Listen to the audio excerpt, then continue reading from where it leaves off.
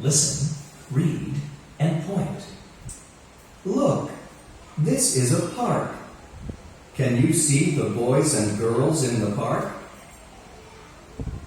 Where are their toys? Can you help? This is Toby. His toy is under a tree. What is it? What is it? Her name is Sarah. Can you see her toy? It is on the slide. His name is Pete. It. His toy is in the goal. Can you see it? ចាអរគុណច្រើនចឹងតបពីបងបានស្ដាប់ហើយអ្នកគ្រូនឹងអានហើយបកស្រាយអើយ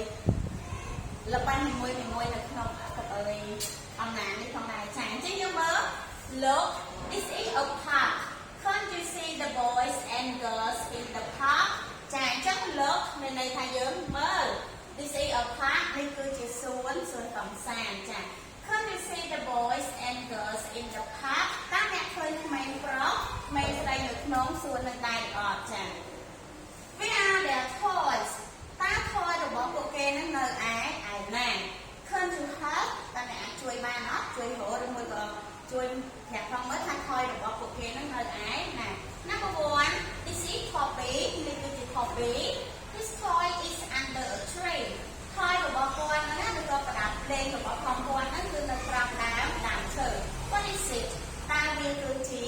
អ្វីនេះយើងមើល toy របស់ Poppy ហ្នឹងគឺ under a tree នៅក្រោមដើមឈើអញ្ចឹងគេសួរថា What is it តើវាគឺជាអ្វីចា Number 2 Her name is Sarah Her name is Sarah ឈ្មោះរបស់នាងគឺ Sarah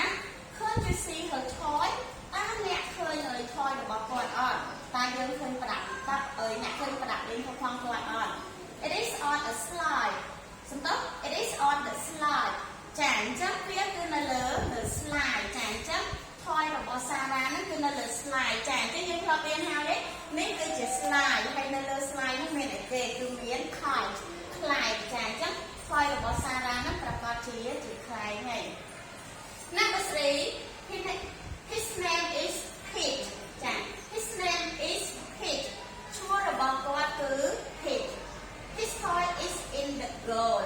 His toy is in the goal ចា toy របស់គាត់គឺនៅក្នុង goal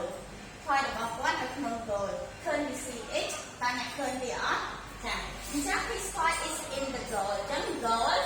ចានេះគឺជា goal ហើយ toy របស់Pete ហ្នឹងគឺនៅក្នុង goal អញ្ចឹងក្នុង goal នេះគឺនេះ frisbee ដែលយើងធ្លាប់រៀនរួចមកហើយចាអរគុណច្រើនបងប្អូនអ្នកគ្រូមានមេរៀនខ្លីប៉ុណ្ណឹងសូមព្រះប្រទានពរជម្រាបលា